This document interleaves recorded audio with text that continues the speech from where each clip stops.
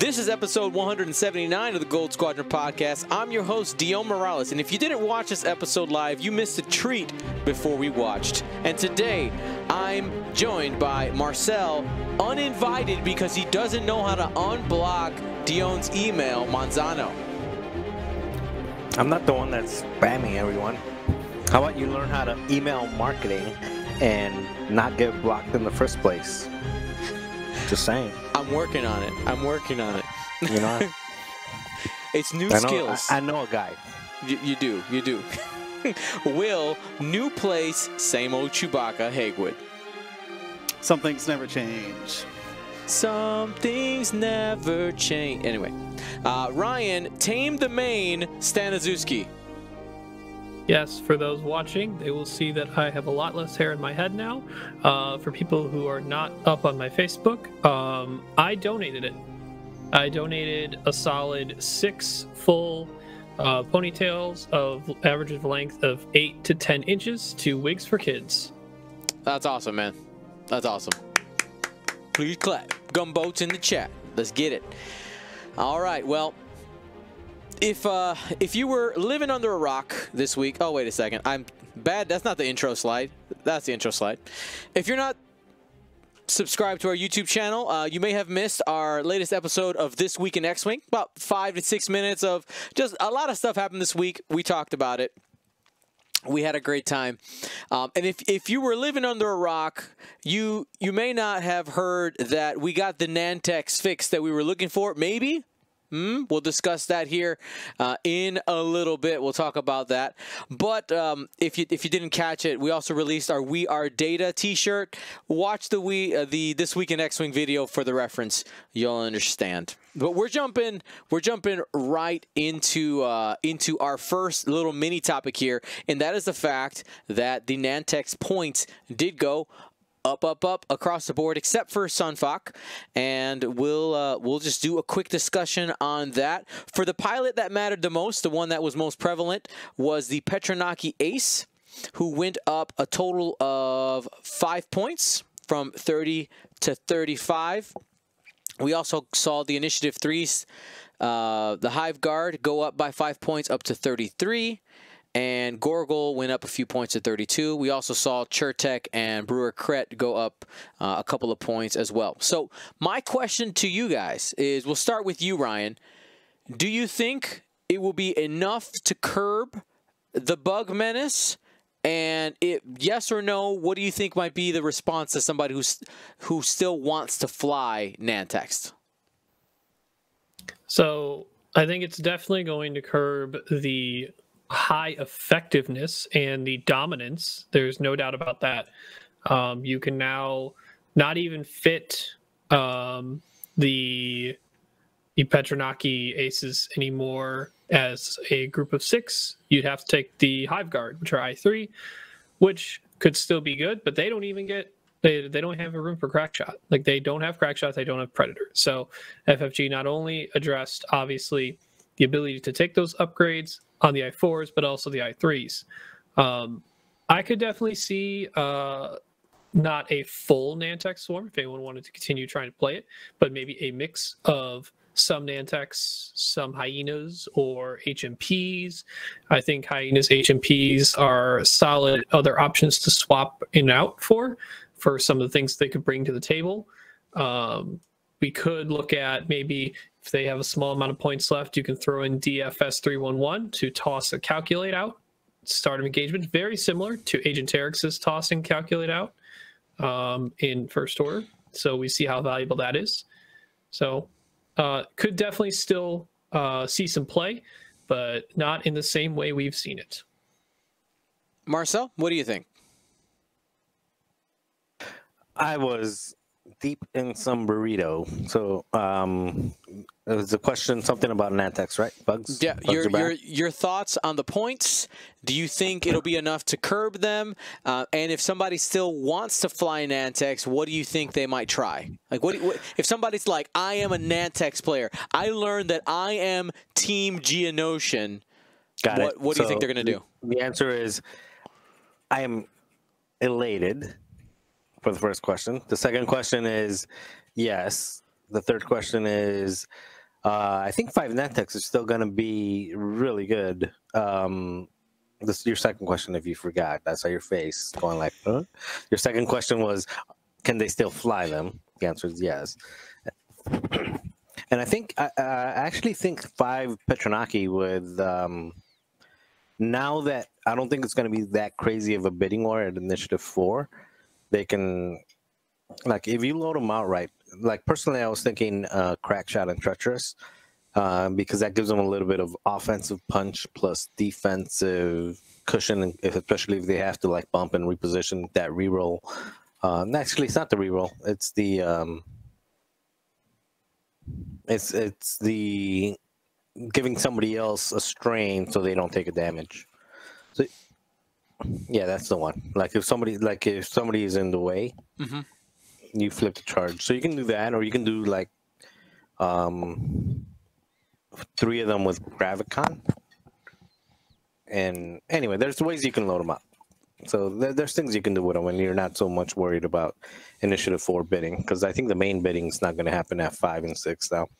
So talking about the number of ships, so you're saying that you think five can still do the work efficient enough, even though they're not as good as obviously having 6 with toys was fantastic, but five maybe with more toys could work just as well, or just in a different way. And I think the way to prove that was that you used to fly you had a list that had like 4 plus so that's 4 plus Grievous. That was a list that kept on making it around. And then you also had the list that was 5 with DB04, whatever, the DBS 404, yeah, but DBS was kind of a throwaway ship in that list. I mean, that was the, I mean, you've made Daniel Leon cry, but continue. Well, it was a throwaway ship. No, it was. It was the blocker. Well, blocker, whatever you call it, but the 5 Petronaki were the ones that were, and even Daniel De Leon, because he's the one that beat me in the cut at one of them, and in that one, he just had 2 Petronaki aces that just wouldn't die, and kept on like plucking away, and that's what the Petronakis do. I mean, they, you know, with 3 agility ships that have the ability to have time on target consistently, if they choose not to die, they're not going to die. I mean, it's as simple as that. It's their choice not to die. And when you have 5 of them, especially with Crackshot Predator or Crackshot plus something else, they can still erase something just as easily as they used to. So, yeah, I think 5 Petronaki. I think the thing is that just before they were so cheap, people, well, one of them, they were 8 points more, so it's still a significant drop, you know, from 8 to 5. I mean, from 38 to 35 is still a significant drop. But I think because they were so expensive back then, people weren't giving them a shot without it legitimately. But now that people know, like, oh, these things are really good, and if you put enough of them on the table, like, they're still really good. So, and then even having 6 of them at Initiative 3, again, you're not going to have that Initiative 4 race anymore. I think the big race is going to happen at 5 and 6, and then you're going to have another race at 1 and 2. So it's going to have a 5 and 6 bidding war for Initiative, and then you're going to have a 1 and 2 basically race for damage output, kind of like efficiency, like, you know, Focho or a Warthog plus, you know, 4 V19s and ARC 170, or one of the X1s or XYs, whatever they're called in the FO, with a bunch of FOs and SFs or silencers. So that's your battlegrounds are now low initiative, spam, or high initiative with initiative. So Initiative 3 is not so bad anymore because, you know, you're in the middle. You're still basically where they used to be before. So here's a question for you. Do you think in an ironic turn of events, if we see the Petronaki completely disappear, because there was definitely a bidding war at Initiative 4, and there was a lot of people messing around in that Initiative 4 with some pilots we hadn't seen too often, and trying to just get under that bid to have more ships to have a chance against Petronaki aces. Are we going to see that middle initiative disappear, or is it just now open more for people to play in because we don't have the big threat of there's a less of a threat for the Petronaki ace? Yeah, it's a great question. I think you're going to see the bidding for it go away.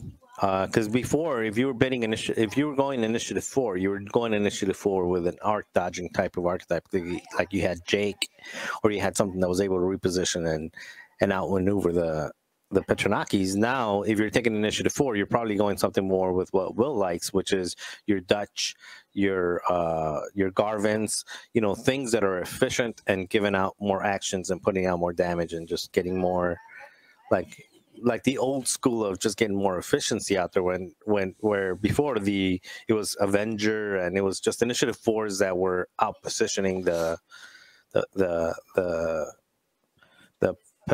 bugs, whatever they were, the Geonosians. That's my opinion anyway.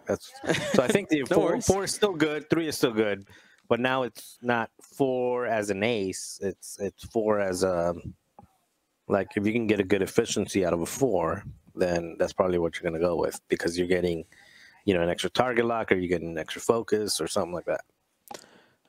Will, we'll head the same question off to you. Well, I have mostly a similar opinion about the effects of it as far as other ships. I'm not sure what to think. I would like to see what the 6 I3s could do. They still did well. Those weren't the I3s; those were I4s. But the I4s still did okay in hyperspace without Crackshot. So there's some hope for the I3s with nothing on it. I think that what do I want to say? I think that the people who were flying them, myself included, had just recognized that Predator Crackshot Bullseye gun was pretty much the best weapon you could wield at that price point, like 34, 32 points. And I think that without those tools, I don't even know what they're called. Hive Guard? I think the Hive Guard are going to struggle. But I think people have been awakened to them, and you might see them thrown in as maybe a one-off, like pocket ace in lists now, and less thrown just mass efficiency. I'm trying to think of somebody ran like Grievous and 2 of them, and then 2 hyenas, something like that. Kind of like a Separatist salad to some effect in Mustafar. I think we're going to see the Nantex more of that, more of a sprinkle in your list. I doubt we'll see the pure efficiencies anymore. I'll be interested if a good Nantex player can take 5 of them with Predator and Crackshot and still get the efficiency that they used to out of it. But I just don't. I don't see it happening. All right. Yeah, we'll see what ends up happening overall.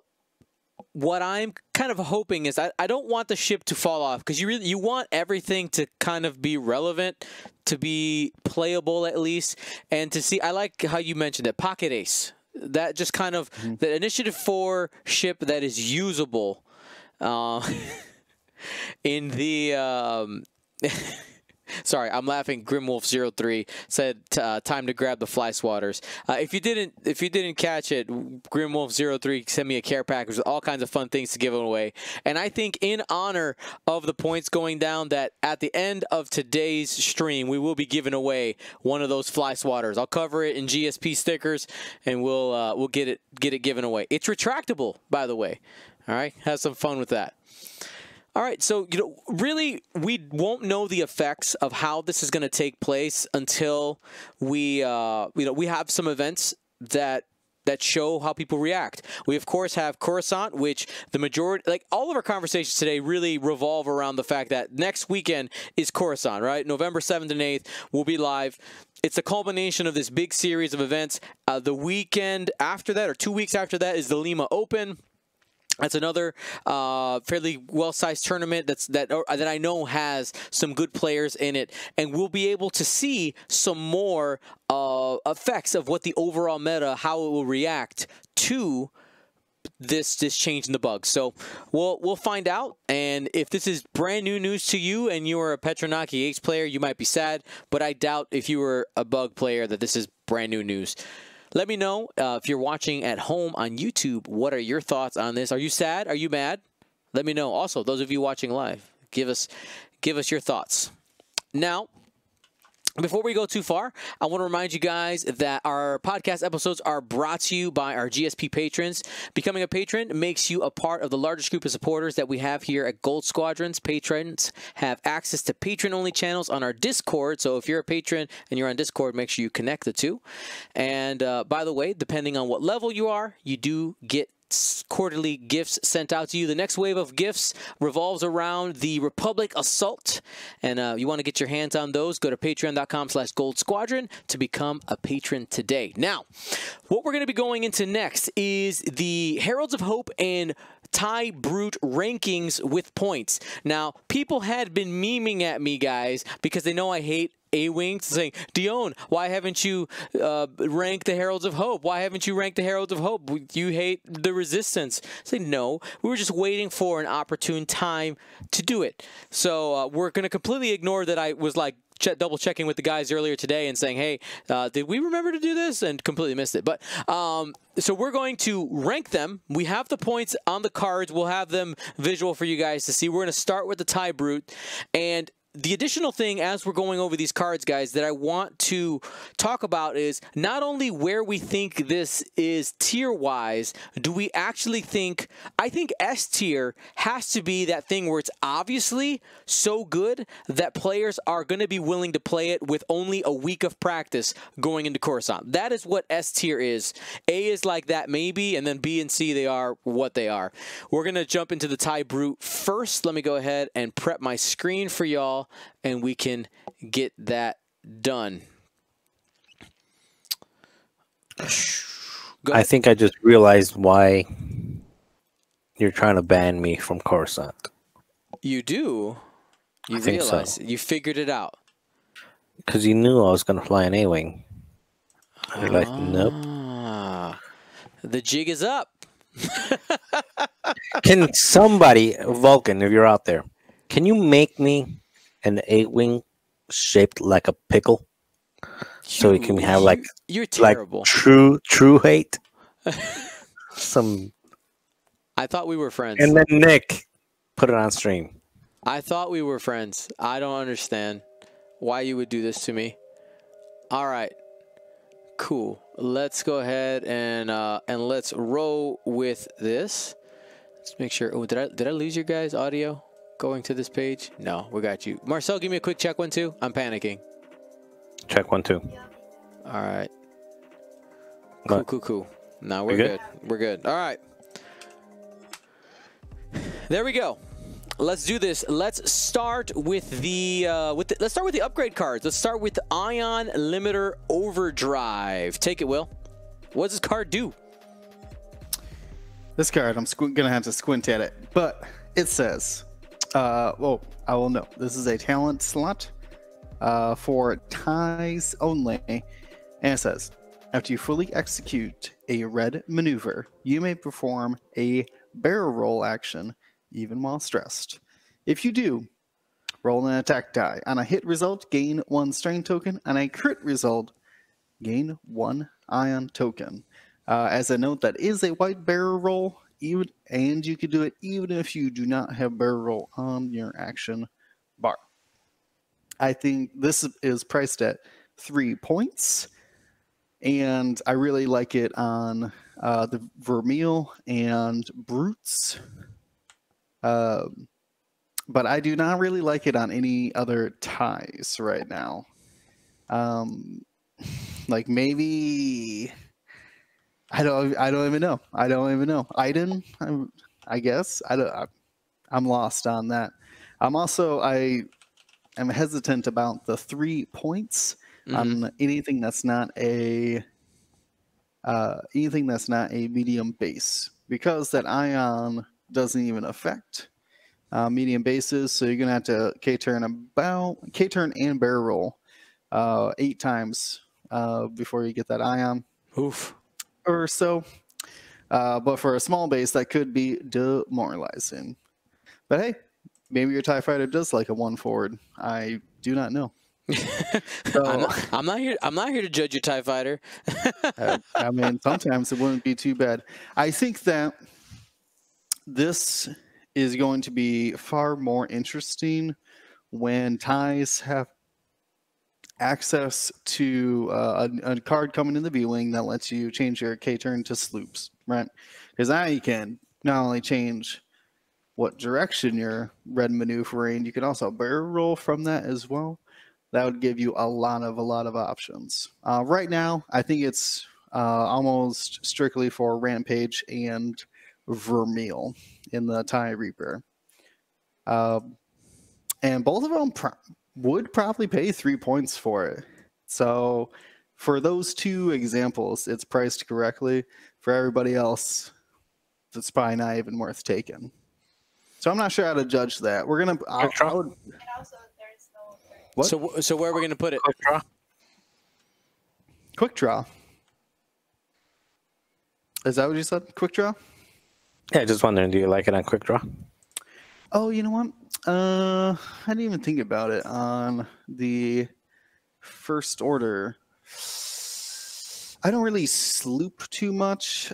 Once you start doing that, and then you go down the rabbit hole of you might as well have just bought Patent Analyzer and skipped all the penalties for 2 more points.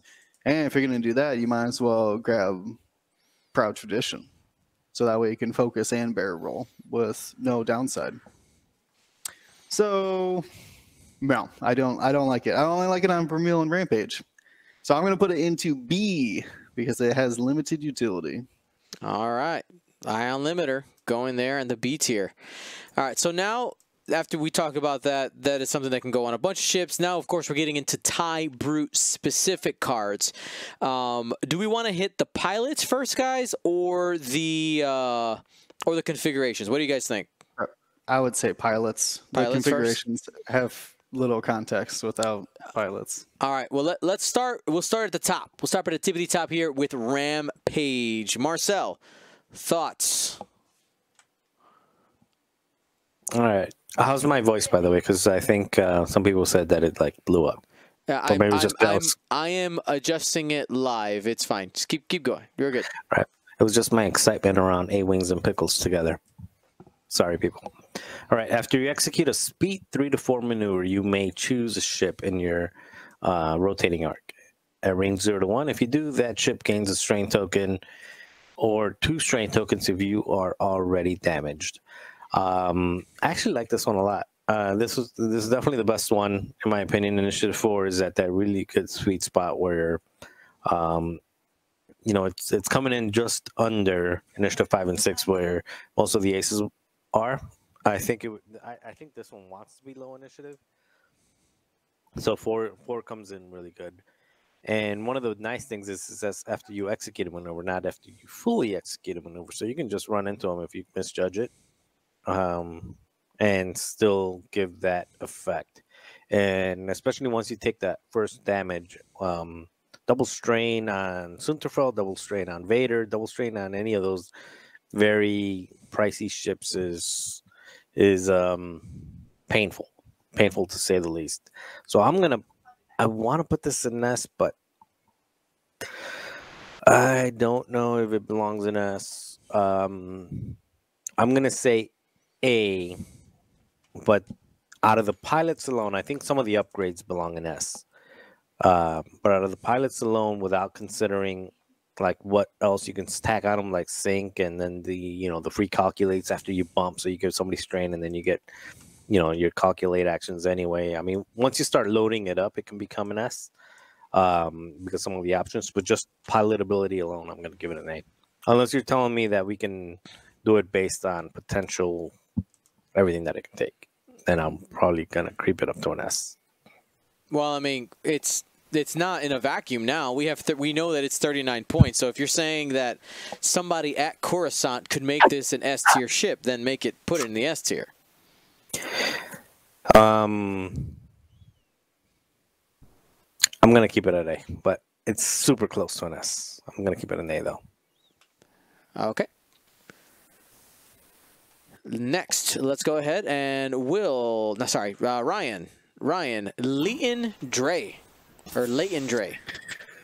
Leighton Dre, the I3 other unique pilot, it was shown as 37 points. It is while a friendly ship at range 0-2 performs an attack. If Leighton is in the defenders, so the enemy defender's side arc, the attacker may reroll 1 attack die. So it sounds kind of complicated how that strings together. But basically, if Leighton is in the side arc, either side, of the enemy that your friends at range 0-2 are shooting at, your friends of Leighton will get a reroll. It's a Sinker-esque style, Howl Runner. Like, rerolls are good. We know this. Malware showed up well. Howl Runner, while TIE Swarm hasn't been doing great, is always a powerful ability. Sinker has done well. Rerolls on Lats that provided to other ships have done well. So I think I'm always of the mindset of the Swarm player. Marcel likes Rampage. I really like Leighton. I think you don't have to load up Leighton too much. Give it one of those nice configs.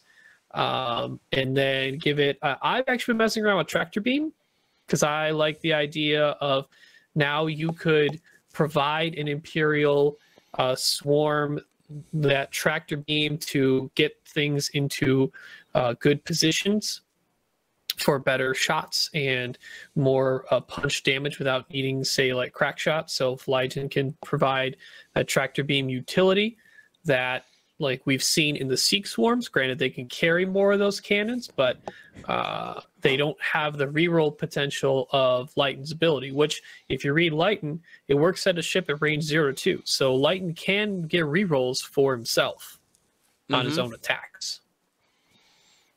All right, so where are you putting this? Where does your heart say? A tier. It's still hard for me as the ship chassis itself to put it into S tier, but I'm excited to see what people and what I'm going to try out with it for sure.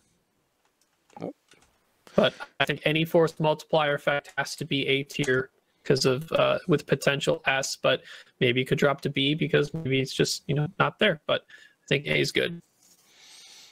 All right, Will, I'm going to hand you both generics here because we have the Initiative 1 and the Initiative 3 here. Initiative 1 at 34 points, the Initiative 3 at 36. Where do you think these generic thickums are going to end up? Actually, this might sound crazy, but I like the Initiative 1 better than the Initiative 3 because you have such a big base that you need to make sure there's an open area for you to move. Plus, because you're such a large base, well, because you're such a medium base, you can actually get up in there and start blocking fairly easily as well. The dial on these things aren't bad. You have like a white 4 forward, white 3 bank. If you put the maneuver assist on them, you have blue 3 banks. So actually, I think the Onyx is going to go into the C tier, or excuse me, yeah, going into the C tier, and I'll put the generic in B tier. All right. So It's we'll go- something, man. Onyx just gets a bad rap in Imperials right now. Aggressors, defenders, none of these brutes. Yeah, I mean, Initiative 3 is a very awkward initiative. Is the problem, right? Like there isn't a lot of work there, not yet, unless the Initiative 3 Nantex become a thing. Then all of a sudden we're going to get a bunch of people playing at 3. But right now it's not really a thing. I mean, if you meta-wise, you could go with the I3 and then like call it like an ace, but these things don't really work like that. All right, You're looking for efficiency. Yeah, 100% for sure. Okay, gents. Well, now let's go ahead and take a look at both of these configs. So we have the maneuver assist at 2 points, which reduces the difficulty of your 3 straights and bank maneuvers. You get calculate and white barrel roll to red calculate. Or the target assist MGK 300, which says before you engage, if you have no green tokens and you are not stressed, gain a calculate for each enemy ship at range 2 to 3 in your firing arc to a maximum of 2. You get white calculate as your action, and then the rotate 2 white calculate action for a total of 3 points. Now, real quick, what I want is rapid fire which one you think is better. If you could only have one, I know probably where this conversation is going to go, but if you could only have one, which one would it be? Marcel, go. Okay. Do you want a chocolate cake, or do you want a kick in the... Don't just pick one. Pick one. If you could only have one, I know that they both have their utility, and I have a feeling I know where this is going to end up. But give me your opinion. If you could only have one, which one would it be? God. 300. MGK 300 assist target. Okay, they're both MGK 300. So the target assist one. Free calculates. Free calculates. Okay. Free calculates nice. All right. So we got the first vote for this one. All right. Ryan. No, it's aimbot target assist all day. It's only 1 point more than maneuver. I'll take free calculates if I bump. Okay, Will. I'm gonna go with the maneuver one. White barrel rolls. That's pretty good. I am gonna have to agree with Will that if I had a choice, I'd probably, and I will tell you, this is only because Ryan, I flew your swarm. Okay, I flew your swarm on Wednesday, and that ship would have been 10 times better with a white barrel roll. Leighton specifically would have been way better with with a better dial and having the white barrel roll. I also played badly, which doesn't help, but I think that if I could go back, I'd probably want the maneuverability. And I'd be willing to do the barrel roll into red calculate because I'd have a better, easier time to clear the stress with that. Man, but that rotate into white calc is so good, though. I think too. It is. I'm gonna say something. Why If you are wanting the white barrel roll and a calculate into a rotate without stress, take an SF. Like SFs are better. I'm not flying first order though. But I'm here for the big chonky boy. That's right. I came for the thickums. You're better off. You get a focus and a rotate. You get a target lock and a rotate. Or you get passive sensors. If I'm flying an SF, I'm never rotating my arc because I'm not taking SF gunner. It's always pointing out the back. You can do passive sensor concussion missile instead of the thingamajigger that they have that synced whatever cannon. Like, really, that's the only thing you're using it for. The SF is just better, and small base can get around a little bit better, get better time on target. Yeah, sure. That's all in the first order. I'm here for Lighten, man. Swarm time. I'm sorry. Free calculates all day, William. Okay. I'm with you. I mean, that's why you got the belt, Will. I'm with Marcel as well. Oh no, William, that's not, that belt is. But over to Ryan. I will say Dion is right that Lighten, while theoretically can be easy to trigger, there is there is certain kind of positioning light needs to be in on the board to maximize. So here is what I think the truth is behind both of these. I think they're both good. I think it depends on how you plan on flying the Brute and its function in your list, which will determine which one you take. Now, we'll leave that alone for right now. We're going to go ahead and Will, you said that you prefer the maneuver assist. Why is that, and what tier would you put it on? Why do I like the maneuver assist? Yeah. Why would you prefer maneuver assist over targeting assist? Because I would rather K-turn or Talon roll, I guess. I believe it's a Talon roll. I'd rather Talon roll than rotate my arc. If you're getting in position to pursue, and if you're trying to pursue, you're going to need them 3 banks to keep up with the person you're chasing. So I think that's mostly. I don't plan on rotating my arc. This is a front arc ship 90% of the time to me, and I think that the value you get out of it. Let me just double check before I say something incorrect here. How much is expert handling? Expert handling costs 3 points on a medium base, and you get a white barrel for 2. Man, that's just a steal. Plus a link action. Look at this bonus link action you get. What? I guess I'll link actions and do 3 banks all the time. 3 bank barrel roll. 3 bank barrel roll. It has a lot of. I believe that the maneuver assist droid makes up for the TIE Brute's glaring weakness, and that's its speed, its maneuverability. Oh, it's chunky out there. All right. So, what tier would you put these on? I mean, does it purchase ends up? The configurations are a must. Choose one, put it on your ship. Do you guys, Marcel, Ryan, do you disagree with that? Bring one of these configurations. Yeah, always bring one. We just have differences in which ones we want. Yeah, I would go as far as saying that targeting assist is S tier for me. The other one is A or B. Like, I would even go. Maybe there's a place for it at But A. X-Wing is a game of positioning, sir. Sure, bring Sunterfell. He positions a lot. But I don't want to fly Sunterfell. I want to fly my TIE Thickums. I told you already. All right, Ryan, Ryan, what do you think?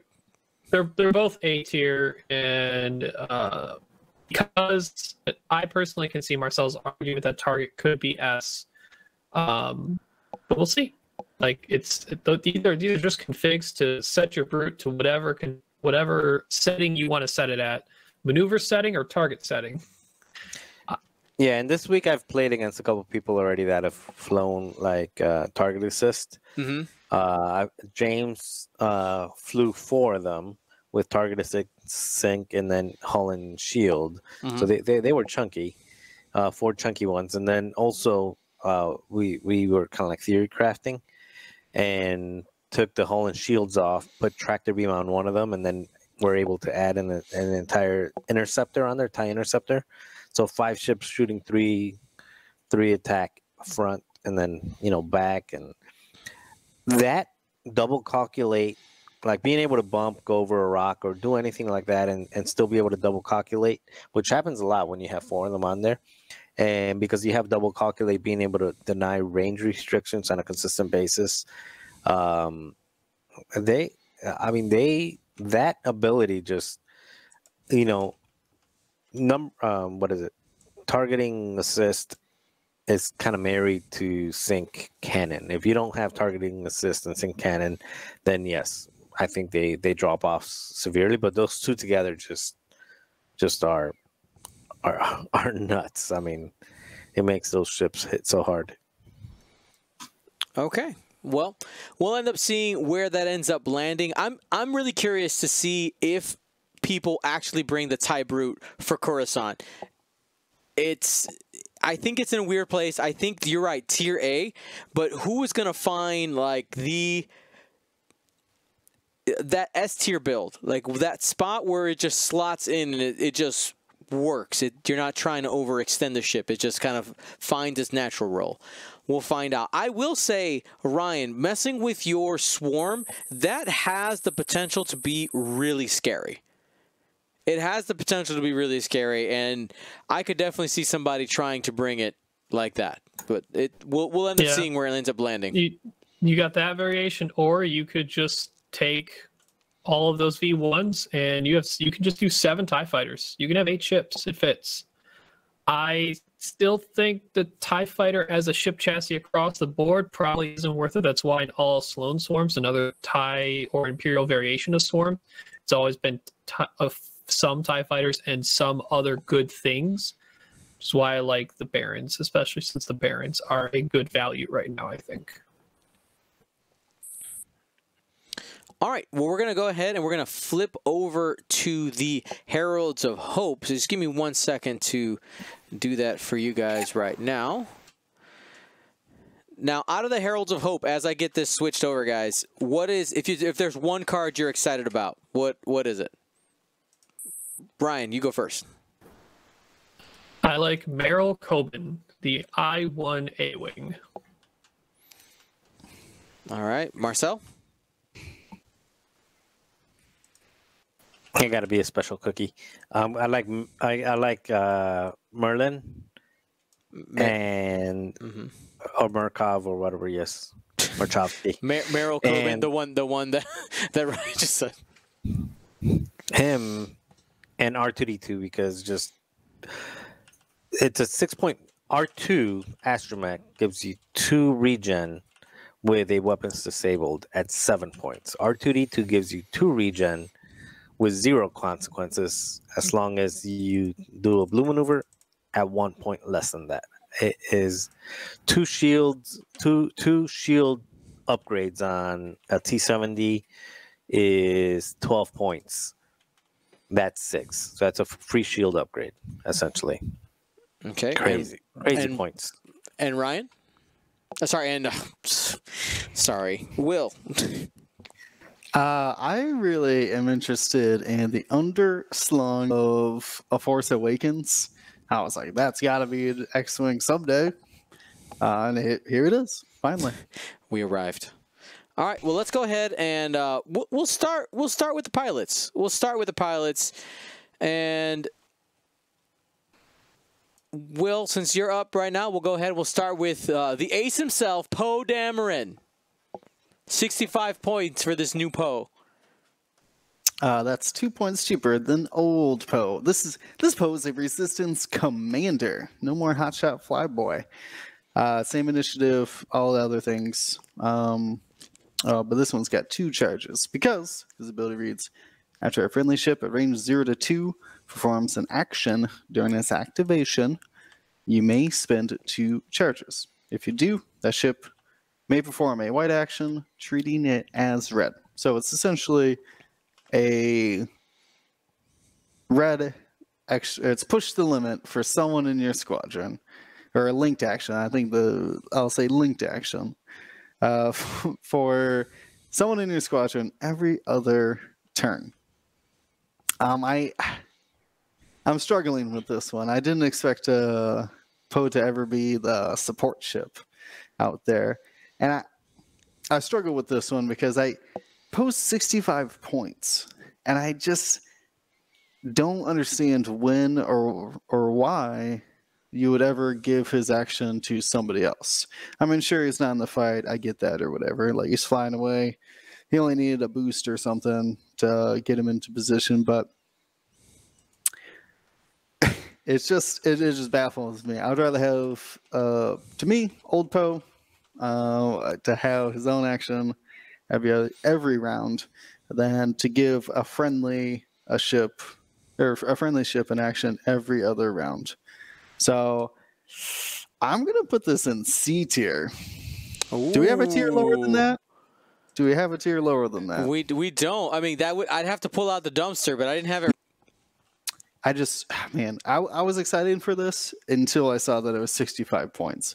I thought this was going to be significantly cheaper than old Poe. You know, my 2 cents. I will say I played against it on Wednesday, and I did find myself thinking a little bit extra about the potential of what Poe could do with that coordinate-like ability. I think that if somebody can figure out the type of flight path that Poe needs to have, I think Poe could be potentially really, really good. I don't think it has maybe as much upside on average as old Poe because you get to do 2 actions every turn. But I could see over time as the cost of this card goes down just a little bit more, that we could see people really using that coordinate like action every other turn to do some really cool things for ships that normally are unable to have 2 actions in the resistance. But yeah, we'll have to wait and see. I'm super curious. For right now though, Will, I'm in agreement with you there on the C tier. Marcel, let's take a look at Temmin Wexley. God, excuse me. Temmin Wexley, at the start of the engagement phase, each friendly T-70 with wing, T-70 X-Wing at range 0 to 3 may gain 1 strain token to flip its equipped mod, or whatever you call that thing. Upgrade. It's not a mod. Title? Configuration. No, title. Config. Thank you. If it does, that ship gains 1 calculate token. So basically, you're trading a calculate for a strain when you need it. Is essentially what it is, and a barrel roll. Like you get the barrel roll and still be able to shoot 3 dice. So there's some benefit to it. And actually, this whole week, I spent the entire week trying to figure out how to make it work in a way that wasn't bad. And I failed. I just couldn't think of a way. Like overdrive, then doing like double, like a long barrel roll focus, and then do like an echo style barrel, not an echo, like a 1.0 echo, or not echo. What is it, like decloak, like that long barrel, two range barrel roll? Oh man, that's a trivia question. Who is the first order pilot that did super barrel rolls all the time in first edition? Oh, that was a TIE Advance, right? Leader? No. Yeah, it was Epsilon Leader. Was a TIE fighter. Yeah, it's a TIFO. I think it was Epsilon Leader. Yeah. I don't remember. I don't know. But Oh, Yasby, let's see. yeah, I remember. But the point is, like, at the end of the day, that trade-off of the strain just makes it not worth it, because most of the ships that want, if you're flying this, you're going to fly this with ships that are lower initiative, and then just give pre-calculates to everyone.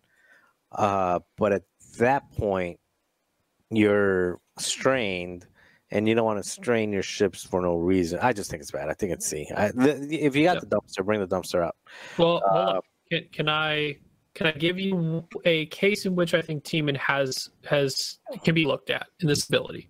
Go for it, because I tried all week. I really did try all week. I was trying to make it work. I was thinking like there's got to be some redeeming quality. So yes, you can take advantage of the barrel roll link to focus and then strain yourselves to get a calculate as well. Like that's the obvious one you see, right? What I also see, and I noticed when points were out and I was starting to look at lists, is if you needed to, you don't have to go into the first engagement doing that. What Temmin could be really good for is when you need to do K-turns and Talon rolls, when you could actually, before they do that maneuver, close the wings, do the K-turn or Talon roll. You wouldn't normally get a focus or anything action-wise. And then at the start of engagement, if they're safe, and because it's a May, you don't have to do it with every one of them. You could you can say, hey, ship, you're clear. Here's a calculate for your offense, even though, because it doesn't say you can't do it when you're strained. Yeah, I mean, I can see that, but it's a benefit for trying to keep mods even when you do K turns and rolls, which T70s kind of have to do more often. X-wings in general whether they're T70 or regular, always Joust style ships. Sure. You know what? He's 54 points. The other ships are 42, 43. They, whatever they are. Yeah, They're it is in a the- point investment for sure. So what I'm saying is, I would much rather, for the points that it costs, because you're still only going to get 5 of those ships on there, right? I would rather just put Pattern Analyzer on those other ships and have a focus token every single turn and have an action without any consequence every turn and drop that 54 pointer into a regular generic with Pattern Analyzer on all of them. I just think it's dumpster for me.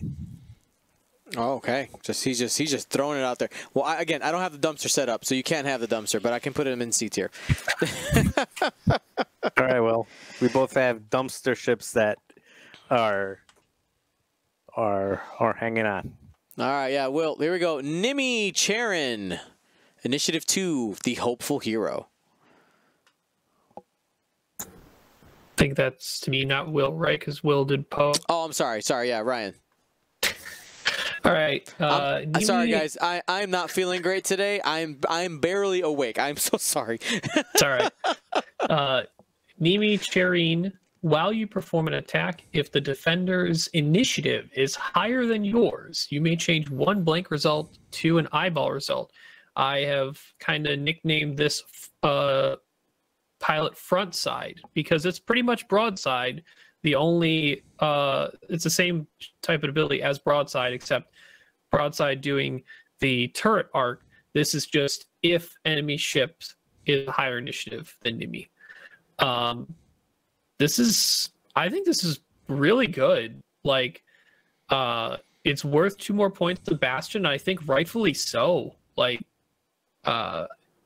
it definitely competes with that I2 really highly effective attack. And Nimi actually could team well with Team and Wexley, and you do those K turns, getting those calculates, make sure that you can turn a blank to a focus, so that's like a guaranteed hit if you have that calculate for offense. I think Nimi is going to do really well, and it's probably the best new T70. I would say A tier. Don't know about S yet, but definitely a high A tier. Very good ability. The fact that you can put automated targeting priority on it as well to always have that focus modifier. Yep. Ridiculous.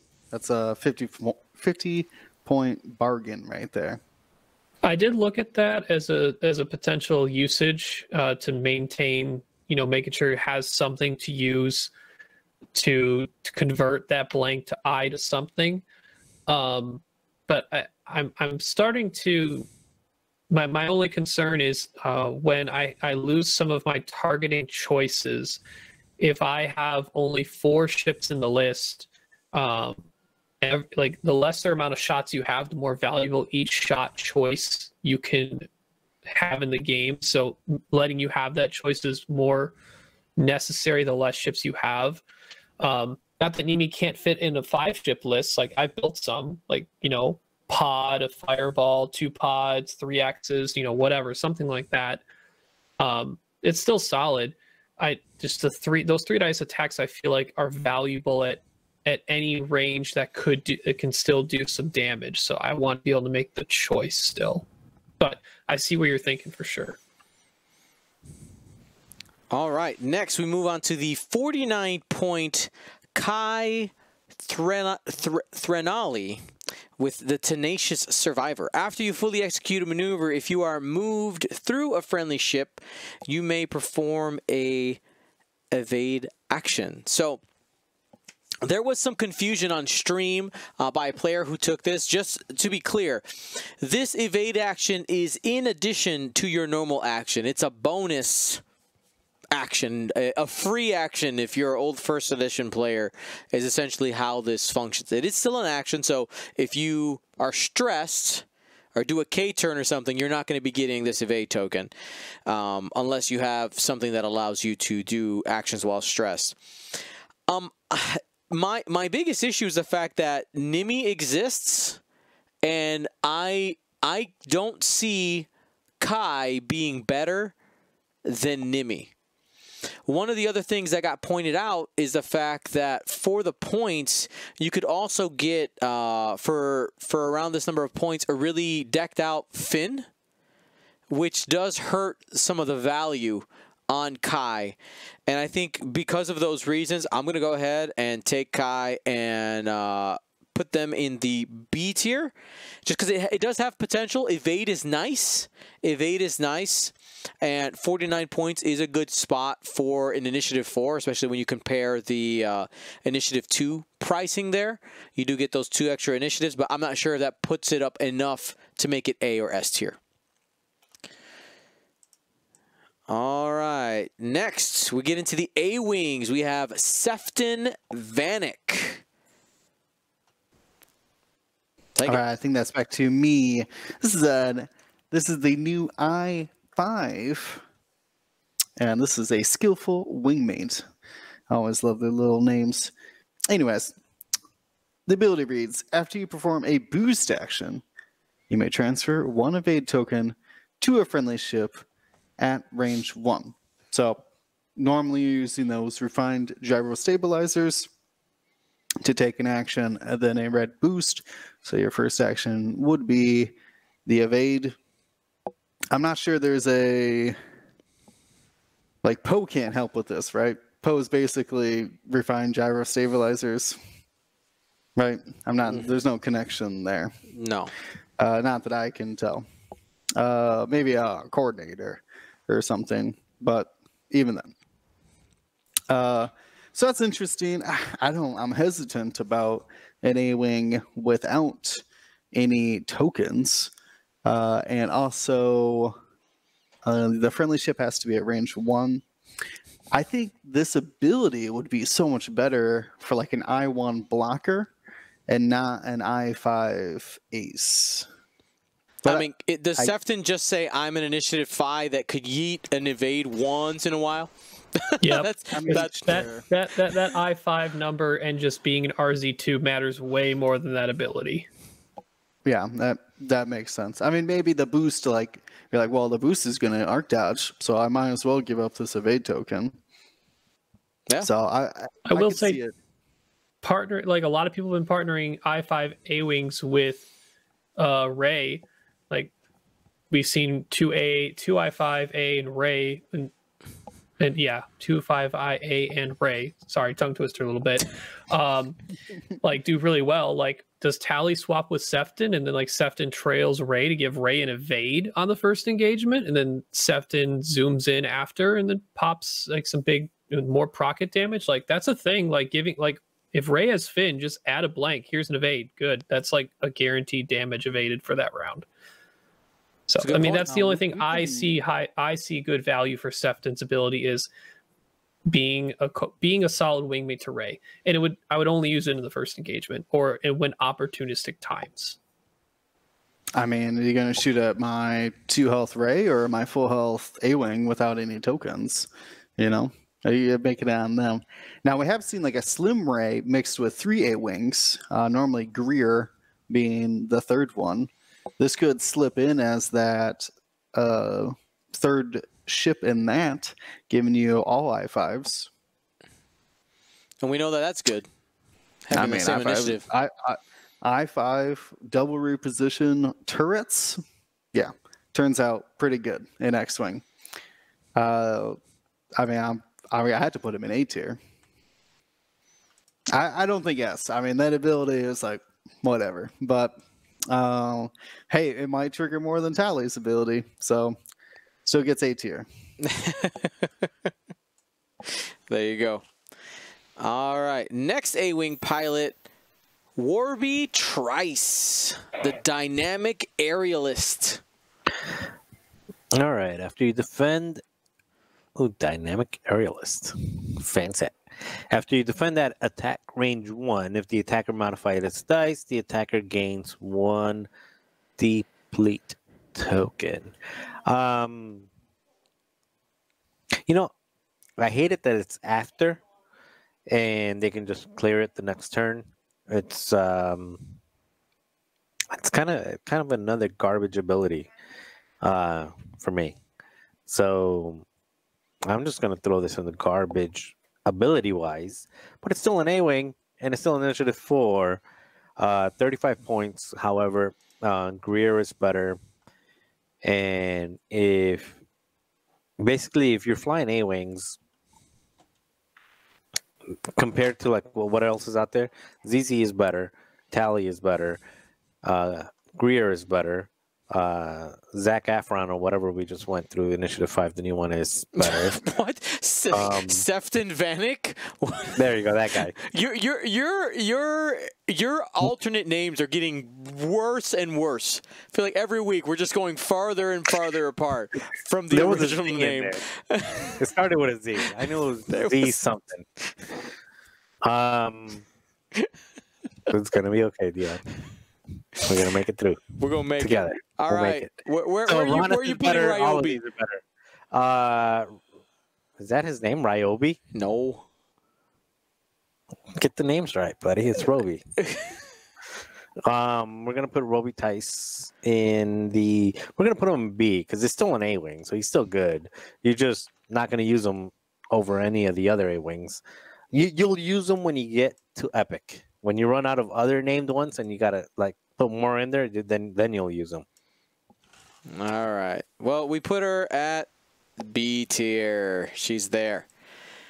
Next, we have Suralinda Yavos. The I3 Inquisitive Journalist. I didn't know Resistance pilots were journalists too. Okay. After you partially execute a maneuver, you may gain a strain token to rotate 90 or 180 degrees. Neat, but similar to Rorby, it's gonna be slung kind of under the rest of the other A-Wings. It is interesting that this unique I3 is 1 point cheaper than the generic I3, which is that a first in X-Wing where the two same initiatives, a generic and a unique, the unique was actually cheaper than the generic? Please play this pilot.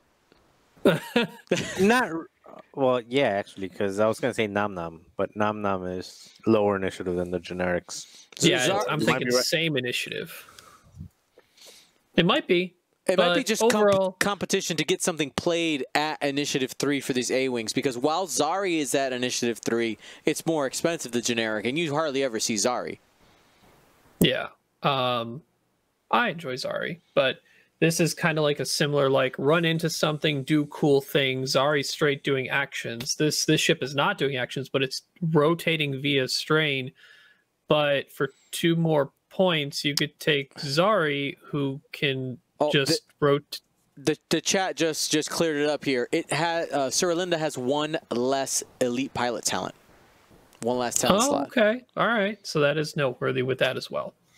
Yeah, because the ability I don't think is really that great when you compare it to obviously a bunch of other A-Wings.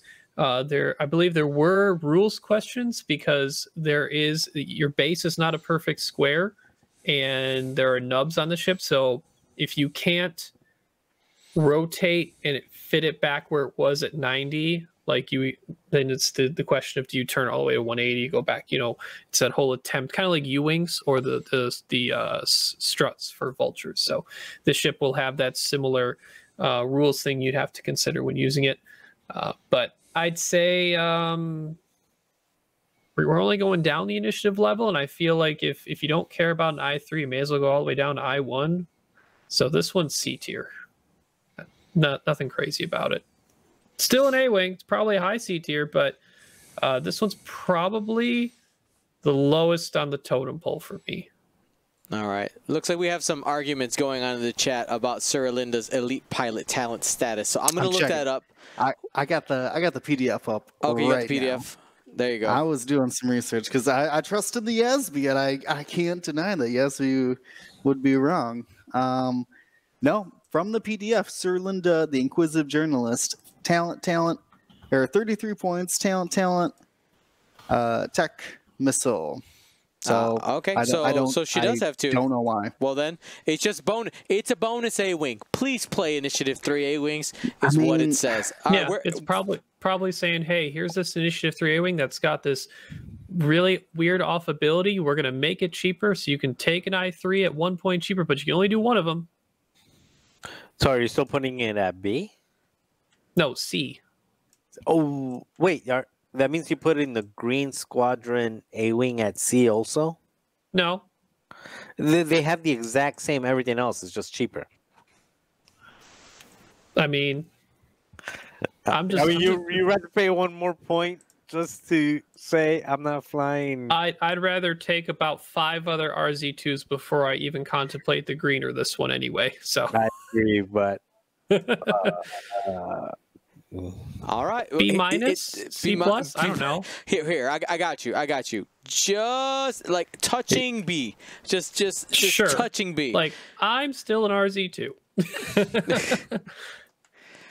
All right. And probably the most discussed of all the A-Wings is up next here. Meryl Coben, the distracting daredevil. While a friendly ship at range 0 to 2 performs a primary attack.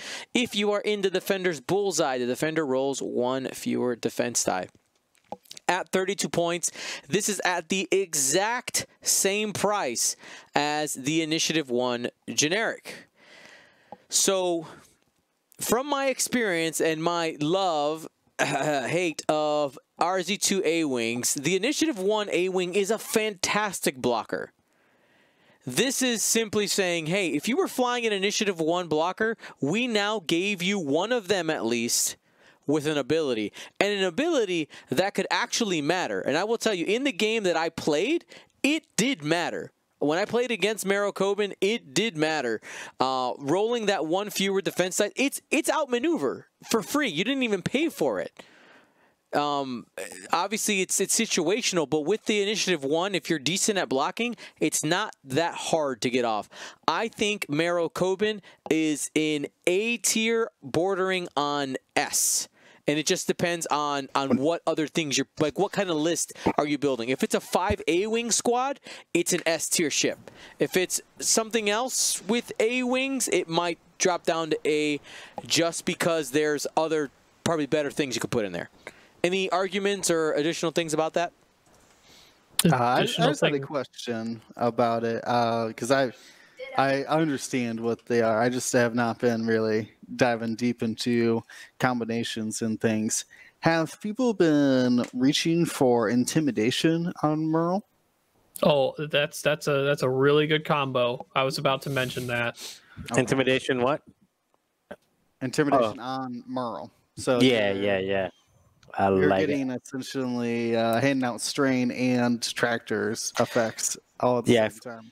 Well, no, not really. I know what you're saying, but yeah, you're just minusing 2 agility because you could theoretically, if you put Meryl with intimidation in a 5 A-Wing squad and the other 5 A-Wings, if someone decided to slash over a ship, what agility, -3, -3 with Meryl's ability, intimidation, and a strain, the Wombo combo.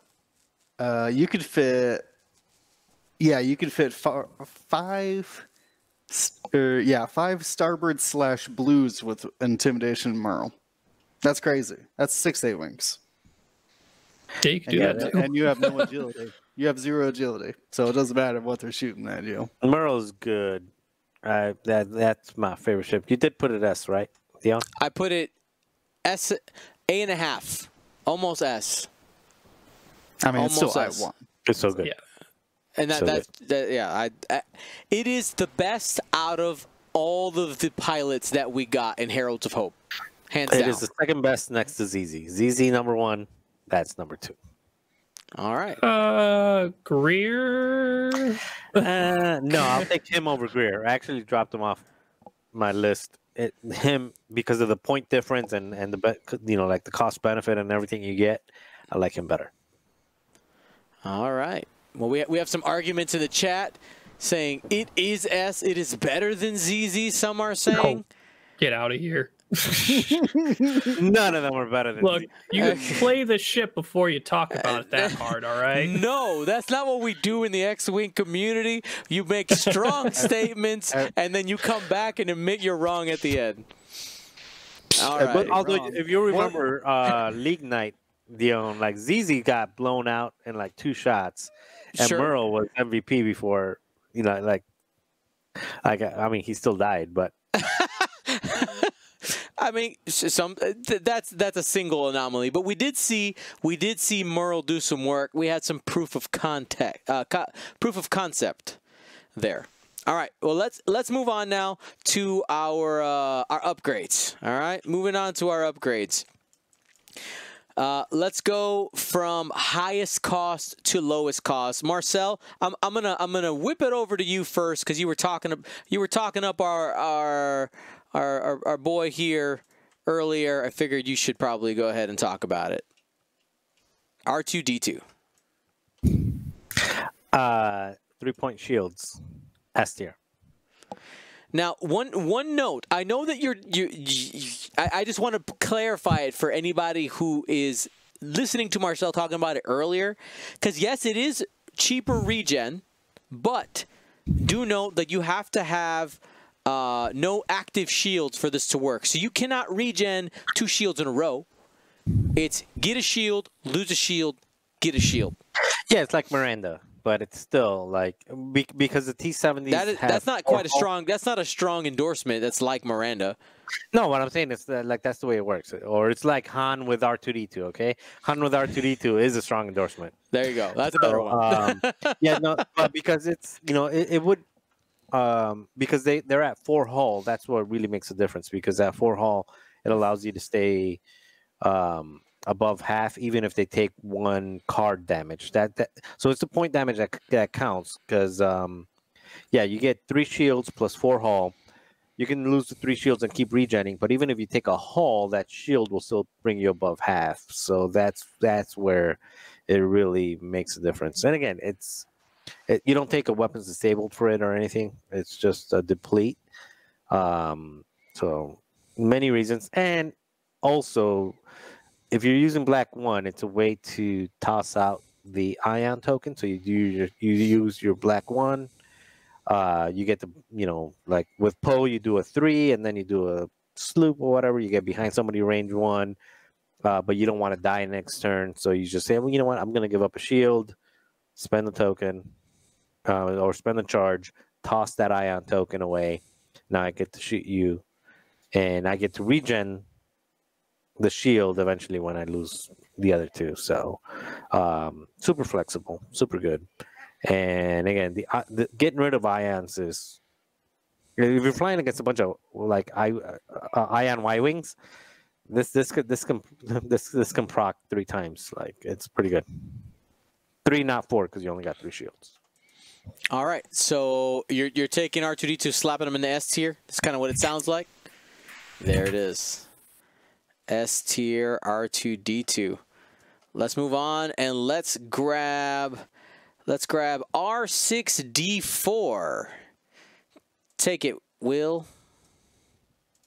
Right, R6-D4. Resistance only droid. 4 points. While you perform an attack, you may reroll a number of attack die up to the number of friendly ships at range 0 to 3 that have the defender in their bullseye. So this is Jespava droid, it sounds like to me.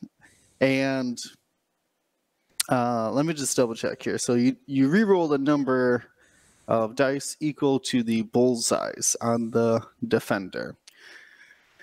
I'm going to agree with Ben Fett in our chat here that 4 points is a lot for this.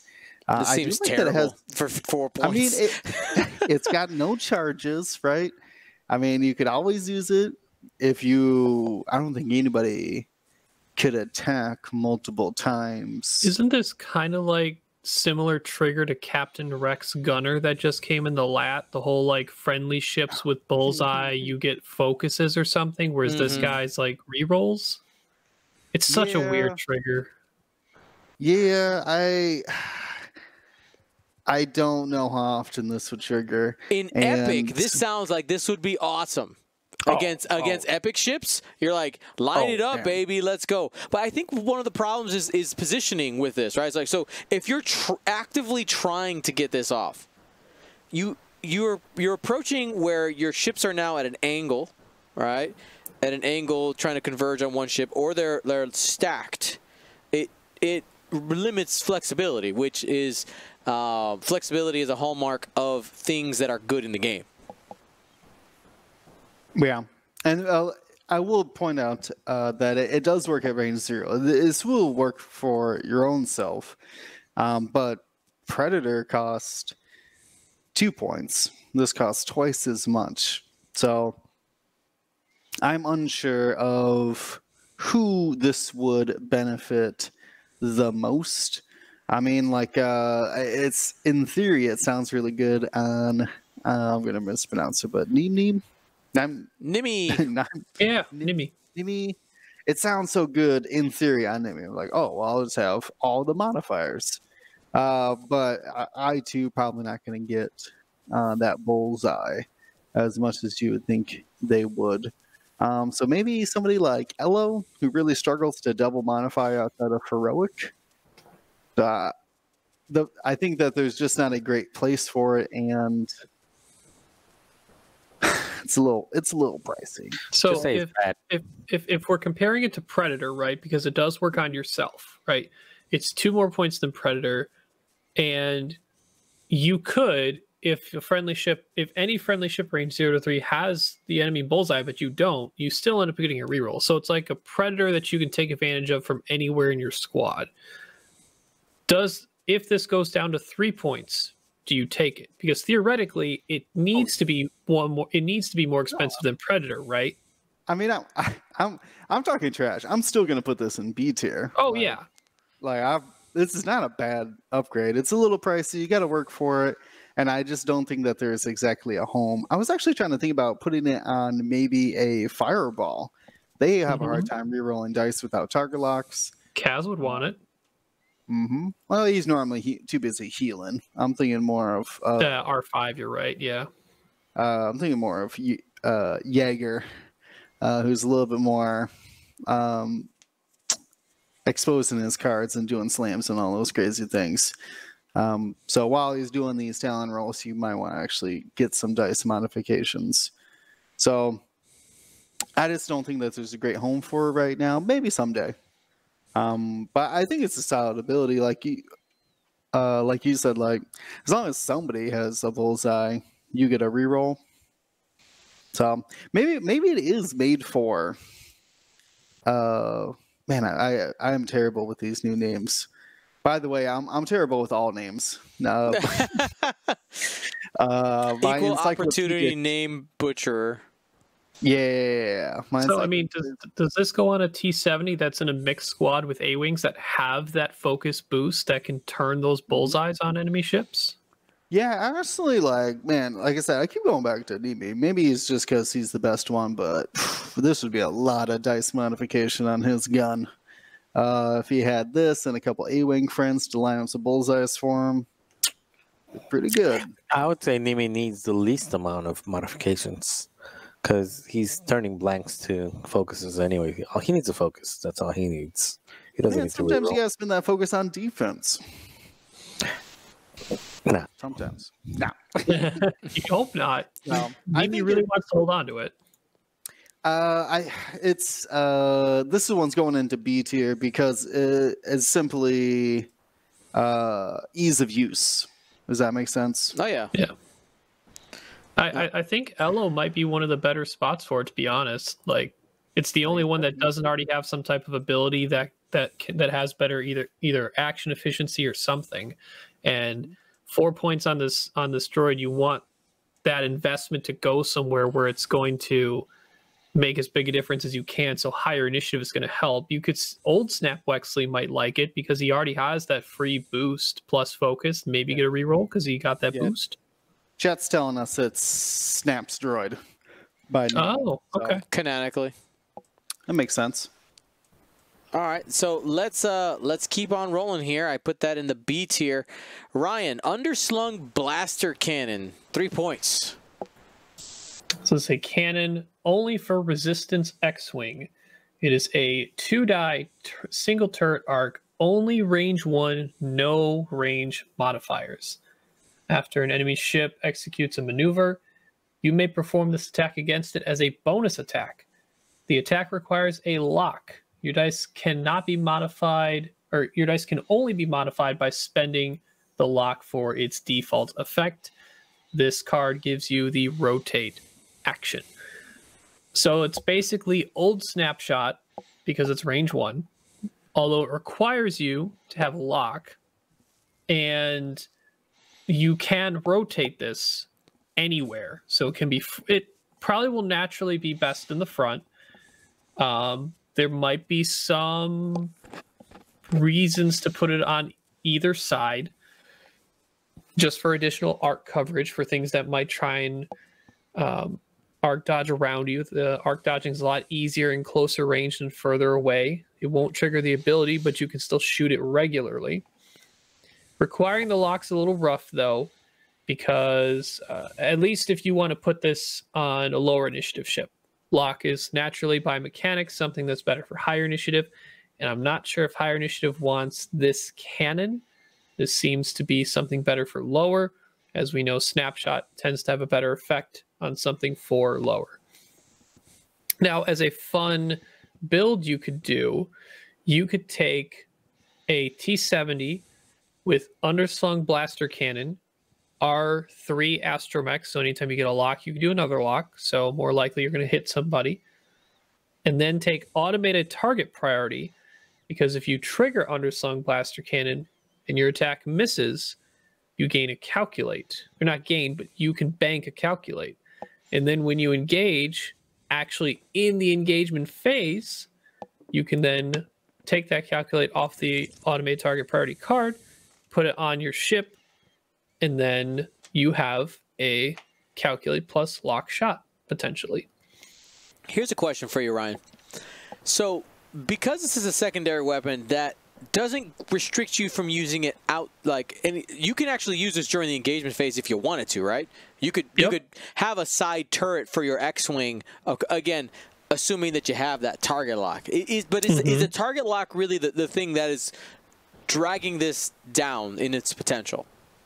I think so, yes. If it had a focus requirement, sure, seems great. Like, lock requirement, you have to have a lock on the ship in the arc of the cannon that you chose in the correct arc position, whether it's front, side, or rare cases back. I don't know if I'd ever see a case where that thing's pointed behind. But yeah, I think the the lock requirement is the thing holding this down. You might see some fun stuff with it, but I think this is a Snapshot type effects can be good in the game. I never undersell them, so I'm going to put B. Fair. Let's go ahead and slot that in the B tier. Next, we'll pop it back over to Will, and we're going to grab Overdrive Thrusters. Overdrive Thruster here. It is a scaling initiative card. So it could be 1, 2, 3, 4, or 5, or 6, depending on your initiative, and it literally matches the points. Yep, matches them exactly. So this is a modification for T-70 X-Wings only. It is unique. You can only have one of these big old thrusters on the back of your X-Wings. And it says, while you perform a red boost, barrel roll, or slam action, you must use a template of 1 speed higher if able. So that's red boost, red barrel roll, red slam, and 1 speed higher, meaning you can't do a 3 bank. Or you can't do a 3. If you were trying to do a 3 bank, you can't do a 4 bank. This ain't attack wing. So, so let me first break down the ways you could use this. This is Daredevil. So you could have the option to hard 2 red boost on your T70. If you have your S-foils closed, you could focus linked into a red barrel roll. That would be a 2-speed barrel roll. And the slam would be for Poe, either new or old Poe, linking off his regular action because they changed the slam rolls to just make Poe better, I guess. There's literally no other reason, but so it works with Poe.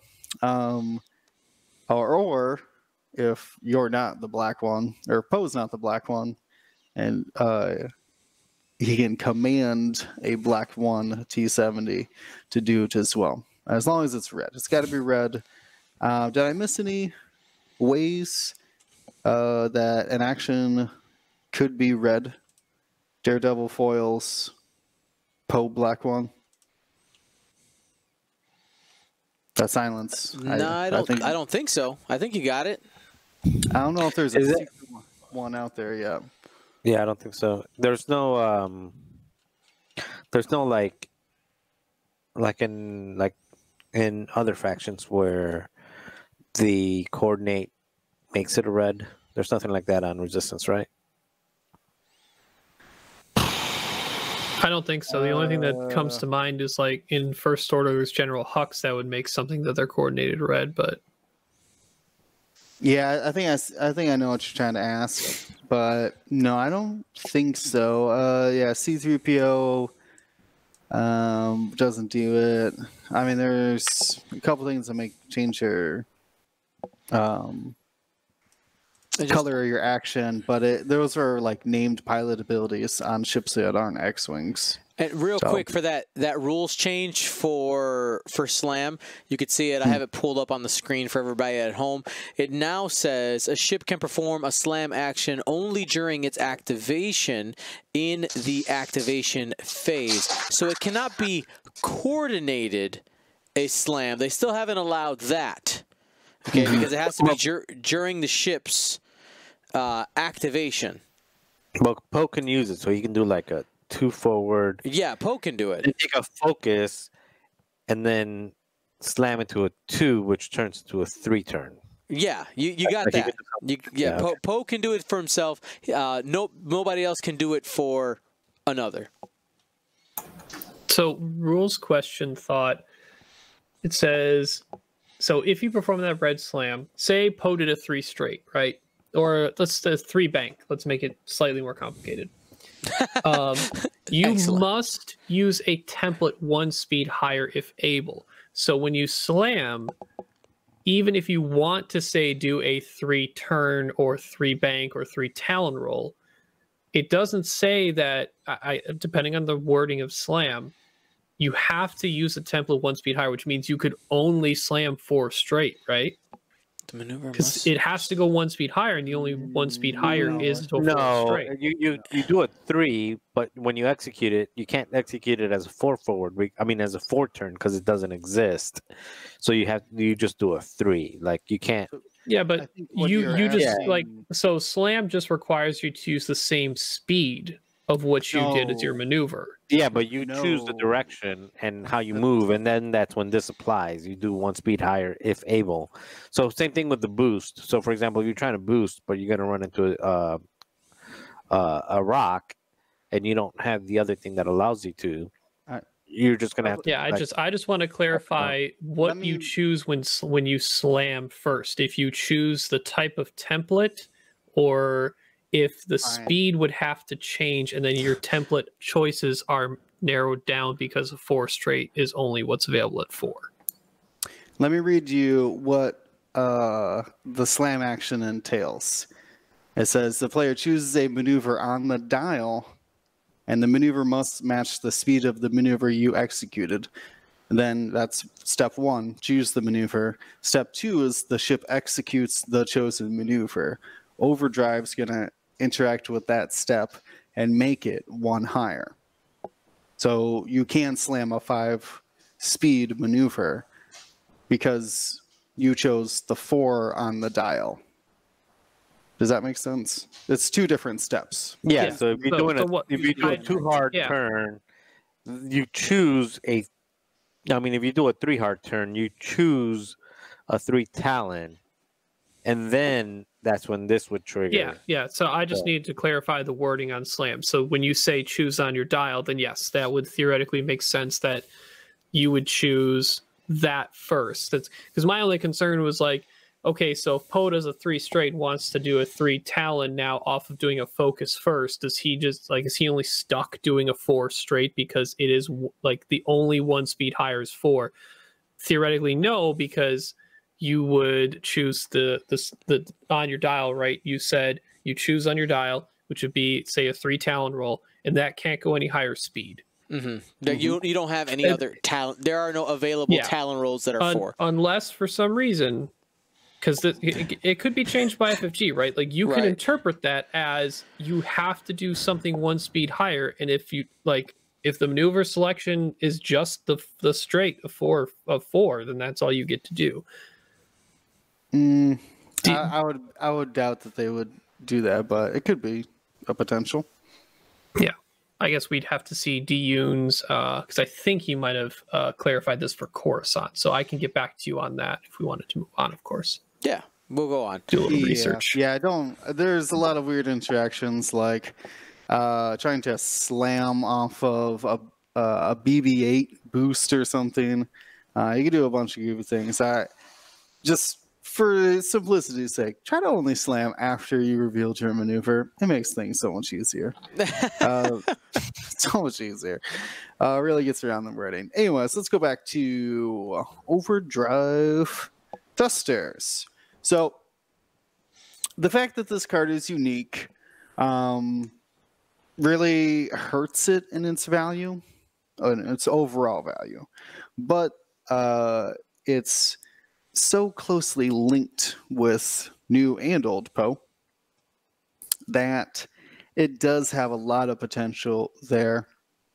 If you take Daredevil, you have to give up Heroic, so there is some utility lost when you put this Overdrive Thrusters on somebody else who would normally only be using it for the barrel roll, which is kind of hard to get. So I am actually see, this is the thing, is like, all right, so this on Poe, this on old Poe is an S tier upgrade.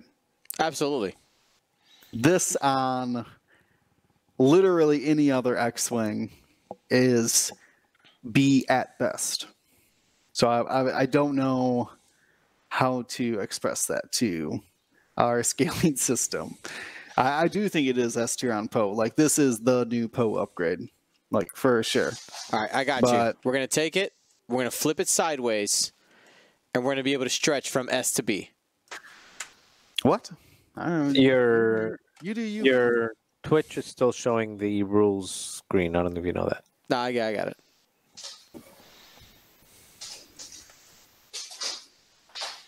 Right there. Sure. So depending on what pilot you are, if you're Poe, it's S tier. If you're anybody else, I think it's B tier. I can't justify it on anybody but Poe. All right, I'll try to find a Black One picture here quickly and toss it back there with the old Poe sticking out. Just type in the words Poe and then put one with Poe on it in S and put the other. Man, I wish this was Rebel as well. This would have been so good on either Wedge or Luke. Wait, how? How what? How are you getting a red barrel or red boost? The same way that you're doing here. Focus you flip linked. focus link. S foils. Yeah, because you target. I mean, the way I fly them, I get target locks early, and then I just torpedo away. So being able to catch that torpedo by doing a 2-speed boost, yeah, or coordinating them a focus, with AP5 a focus boost or focus barrel roll 2-speed, and then clearing it with a blue. A lot of fun stuff, but too bad, so sad. Not Rebel. All righty. Next one. Marcel, you have the backwards tail slide. All right. Backward tail slide. While you boost barrel or barrel roll. If your equipped upgrade is in the closed position, which is in this particular case gives you the. Oh, actually, this is rebel as well. Mm-hmm. So it gives you the close position. You can move through and overlap obstacles. If you boost or barrel roll through an obstacle and you're not on top of it when you're done, you get an evade token. I can see why people would say like, "Oh, this is good on Poe," but I like my Poe having 3 attack dice. Then people say, "Oh, this is good on Tem and Wexley." But I put Tem and Wexley in the garbage bin earlier. So I don't like this. I'm going to put it in. I mean, I guess there's a little bit of benefit of being able to booster barrel roll over a rock, but you're giving up an attack die in order to do it, and then you're also taking the consequence of it. So even if it's a gas cloud, you get an evade token, but you might get a strain anyway. So long story short, I'm just going to put this in C. I mean, this is a I'm trying to run away upgrade, right? It gives you an evade. You fly through a cloud, and as long as you can end up off of the cloud, that's value because you not only get the assuming you didn't take the strain, you got the free evade and the cloud ability. No, you don't fly through a cloud. You fly in front of a cloud and then you move it because this does not say you may perform an action. Like if you fly through a gas cloud, you're stuck. Oh yeah, duh. You're right. So you're right in front of it. You fly in the direction of a gas cloud and then you boost, and then you better hope that you boost all the way through to the other end of the gas. It's just too situational. I would see it in low initiative ships that want to get shots, but if you want to do that, you're getting rid of your additional attack die to do it. I mean, I'm not saying somebody can't get creative with it, but before Will jumps in, I'm gonna put it at C. This is my card. You get your card. My card gonna be a C. Now you can go talk about your card. I have that crazy build for you. Are you ready? Did you know X-Wings can take contraband cybernetics? And there's a pilot who loves flipping his foils. That's Kilby Sperato. Sperato meta. Let's go. Yeah, Sperato. Sperato can, after he does a booster barrel roll, he could flip his wings back up to full attack power. He also can take contraband cybernetics, so he can land on that debris cloud, take a stress, whatevs, and then boost right off of it, getting an evade and potentially a range 1 4-dice attack as well. And potentially an additional stress because he went through the same debris cloud again. So now he's double stressed. And then you're still flying C garbage tier Wexley in order to allow that to happen. I keep my C tier for it. Thank you very much. Oh no, this is probably a dumpster card for sure. I'm not going to disagree with you there. I just think that there's a build or two out there. Someone will find it. It's there. Is it good? No, but it's there. But it's there. All right, and we're going to end with the Heralds of Hope discussion with what is arguably probably the best card in the pack, or at least one of them that I think we're going to be talking about for a while, and that is the Starbird Slash. Take it, Ryan. Starbird Slash, a talent just for A-Wings, meaning RZ2 and RZ1. After you fully execute a maneuver, you may choose one enemy ship you moved through. That ship gains 1 strain token. Then, if you are in that ship's firing arc, you gain 1 strain token.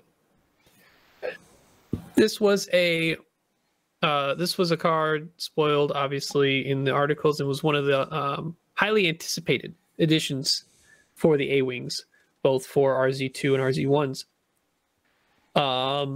Hotly debated of its cost and effectiveness, both individually and comparing it to other upgrades that might have some similar effects, you know, the whole minus agility, but theoretically it's a card that is easier to pull off on lower initiative, but then the opposing ship could have just dialed in a blue maneuver.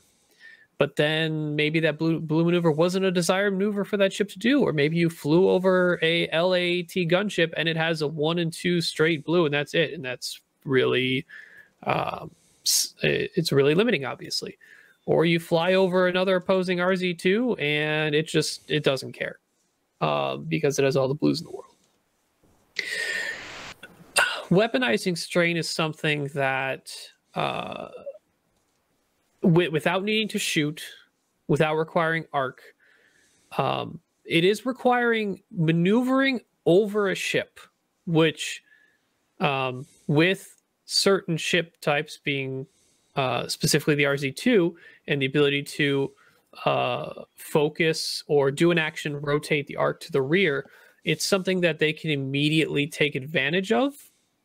And because of the 3 bank blue, the 4 straight, the 5 straight maneuvers, it has that ability to be really effective. Now, while it is easier to pull off on lower initiative ships, higher initiative ships can still take advantage of it because they assume as ships move into them that high initiative 5 straight or faster maneuver to hop over that attempted block or clogging up a lane or area is something that's still really effective. So it's effective on both initiative levels, almost across the board. I think we'll see. I have my concerns because at one point it's too easy to slot into lists in a potentially high amount, whether it's on every A-wing, whether it's on 2 or 3. I don't know if you just take one of these. I think the multiplicative value and threat of having multiple of these in a list is part of its effectiveness. So yes, you could say it may be 1 point, but it's much better if there's more than, meaning I have to invest more and take more talent slots out of my list to do it. It's a lot of factors and value and interesting conversation. Should it be 1 more point? No idea. I guess we'll see what happens, right? Should you be taking this over heroic every time, all the time? Yes. Call it now. Drop your heroic. Look at Marcel's face. Get out of here. Quit worrying about your blanks.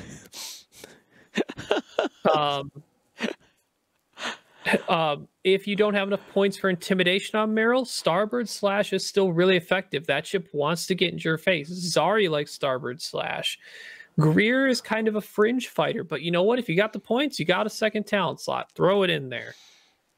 Heroic is for later. Slash is first.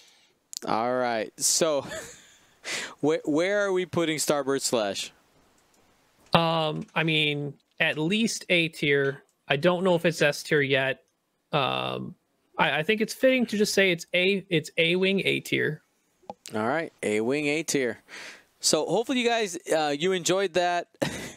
The reaction in the chat to the heroic was not surprising to see. Also, just gotta say it, you know, when it comes to yelling upgrade cards names, yelling Starboard Slash might honestly be just as powerful as heroic. Just try it out, guys. Start yelling Starboard Slash out loud. You might end up loving it more. Oh, than just heroic. yell Slash. Slash. But Slash. Starboard Slash. I feel like it's almost like Street Fighter sounding. Anyway, that's neither here nor there. It's like telling a Pokemon to do a move. ZZ, use Starboard Slash. Okay. Alrighty, so we got 7 minutes left, guys. We're gonna ready to burn through some lists of the week. I got my list of the week ready. All right. Who's up first? There you go. Let me flip this here. I got to pull up the notes because I had this other screen occupied. So Will is ready to go. Will, you're gonna help out K-Swiss with this Rebel squad. Take it. All right, so the original Rebel Squad was about E-Wings. Says E-Wings, one fun extended list I've been refining for some time. I didn't know what best ships to go with E-Wings are. And he ended up just throwing in good ships. I had Rogue Squadron Escorts with Crackshot Fire Control System R4. 2 of those, Jake with Deadeye Marksmanship, and Thane Kyrell. That's an I-5 X-Wing. So, easy thing, if you're just looking for somebody to fly with them, an easy change, if you like the archetype, is to put Garvin Dreis in there. His focus passing and the same initiative as both Jake and the Rogue Squadrons is a fantastic piece that you could add into it. I'm going to go one step farther, though. I wish I could put his ARC version in there, but I don't think there's enough points. What I'm going to do is I'm going to switch out that Thane, and I'm going to put in a U-Wing. And the reason I'm going for a U-Wing is because I want Leia Organa. I think we have to, if you're following along, drop Deadeye Marksmanship. Stop that. Don't do that. Predator's worth more at 2 points than that, or even Crackshot. How many points do we have? So right now We're at 200. That does fit in with the Crackshot versions. Personally, I reach for those R3s all the time, which means I would have to drop the cracks and maybe get like Heftober with Zeb, I guess. As I think what I ended up going with. Maybe, yeah. He's kind of doubles as a blocker who, if he hits a block, he can go off and coordinate or even focus target lock. So he's got some fun potential in there. But the main thing is that I prefer the R3s. I don't do their linked actions as much because I don't think they need as many locks if you start the game with 2 of them. You got Jake out there, obviously a great pairing with the Rogue Squadrons. And now, the utility of Jake before is now heightened because of Leia. I always find myself slooping with the E-Wings, and now you can sloop and take those focuses, get the modification that you need. Marcel, you flew a lot of Koran with Leia. I'm sure you can attest to, well, you just love Leia in general. But it is an excellent upgrade for these aces, and it's really going to keep them on target. And it should make up for the lack of not having as many blues, because you should have white sloops now and white 4Ks. So I'll give you that list again. It's final version here with a Heftober, which is really just a Leia carrier. Figure out how to get Leia in there, which is Rogue Squadron Fire Control System, R3 Astromech ×2, Naked Jake, Heftober with Leia and Zeb Aurelius at 200 points. Got it. All right. Marcel, you are up next. You're taking Douglas Foglin's list. I believe it is this one, right? Yeah, so he had a pretty strict rules here. He said, what would be the best use of the remaining 7 points? I'll read the list in a second if nothing was changed in the list. And then second is rework the list if desired, but you got to keep Rexler as he is. And the list is Rexler with Juke and collision detector. He had 7th sister with concussion missiles and passive sensors, and then 5th brother with concussion missiles and passive sensors. So for variant 1 that he asked, just kind of keep it close to as is. I said close. I cheated. Close to as is. I'm going to actually start just by taking the concussion missile out of 5th brother and turning it what it should be, which is homing missile. This is the way. Yeah, you just don't fly any other kind of 5th brother. That 5th brother is a 49-point ship because that's basically all you're ever going to fly on them. Sorry, I changed it on the wrong ship. Keep going. Sorry, I'm fixing it. Yeah, I said 50. No, it's 49. And then actually, I am going to make a minor tweak on Seventh Sister, which is we're going to take away that concussion missile. And then we're going to change Seventh Sister to Grand Inquisitor. So it's still, Rexler and the two TIE events. And then passive sensors is going to change over to a fire control system.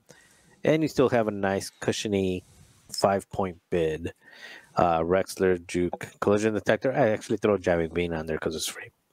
So Juke, collision detector, jamming bean, fire control system on Grand Inquisitor, and then homing missile, passive sensor on Fifth Brother, because there is no other way.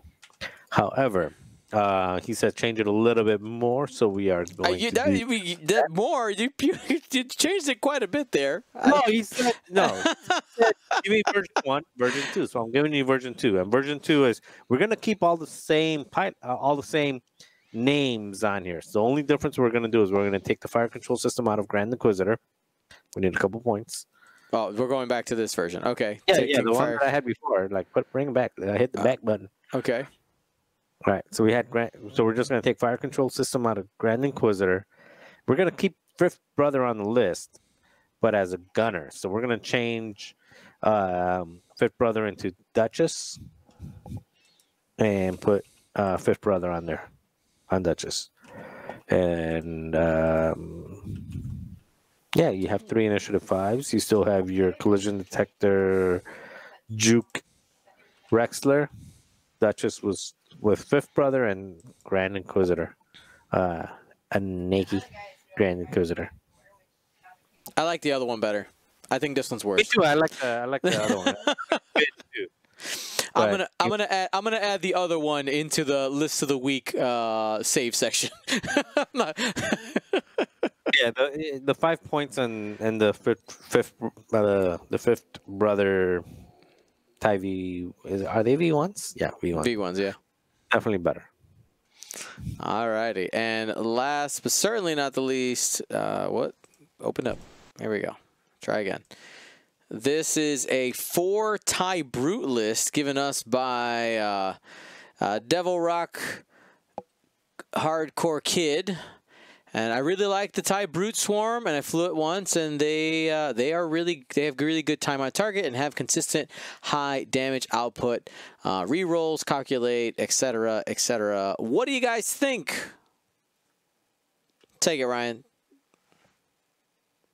Oh, do you want me to read out all of this stuff? Oh, sorry. Yeah, I'll get it started here. So he starts with Leighton Dre with synced laser cannons, hull upgrade, shield upgrade, targeting assist. They all have targeting assist, by the way.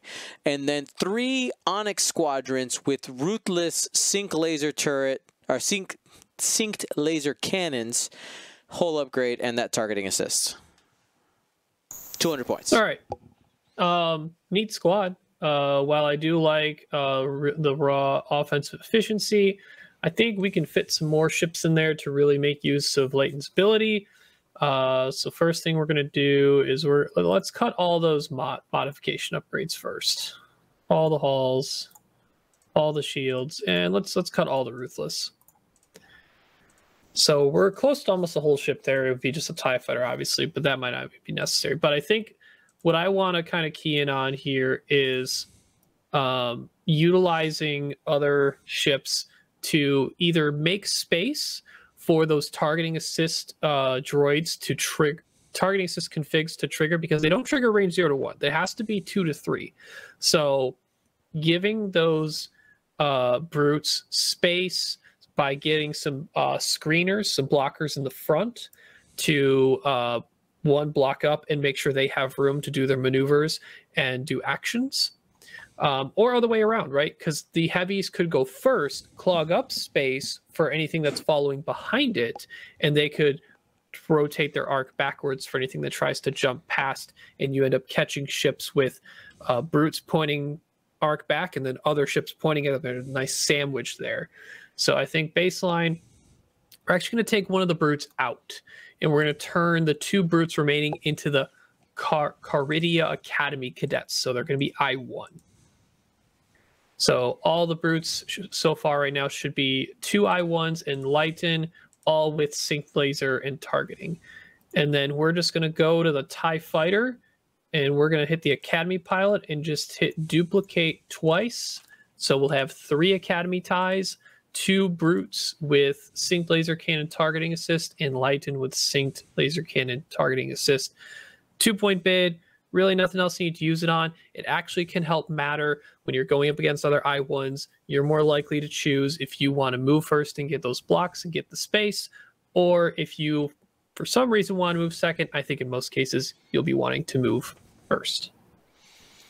All right, fantastic. So we went ahead and added that to our list to get updated on our Discord. So fantastic. Hopefully everybody who submitted their list of the week enjoyed that. It's always fun to see what you guys submit. Anybody can submit that on our Discord channel under the submissions category. Find lists of the week. Post something interesting there, and we'll take a look.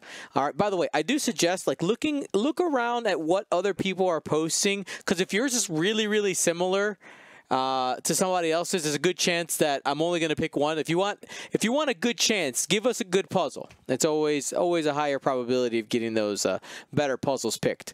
So again, thank you to everybody who watched and listened. If you are a United States citizen, you're listening right now. If you are planning on voting tomorrow, good luck. Make sure, stay safe, stay healthy the entire time. And of course, if you have a mail-in ballot, don't put that in the mail. It's not going to make it. Take it to your designated drop-off box location. You should be able to call your county or city or township clerk's office and find out where that is. I highly recommend doing that, obviously now, but I've always been telling people to do that since the beginning. That's right. That's right. You could drop it off, or even in some states, you got to check your local laws. You could actually go to the polling place and bring your mail-in ballot and be like, hey, I want to vote in person. Can I switch this out? They'll do some boop, boop, boop, boop, boop. Yeah, go. Takes a few minutes to get it done. So make it happen. All right, everybody. Thanks for watching, everybody. We will see you on Wednesday with our new name for our Wednesday night streams, by the way. What new name? We'll talk about it on Wednesday. See you at 6:30. Gold Squadron out.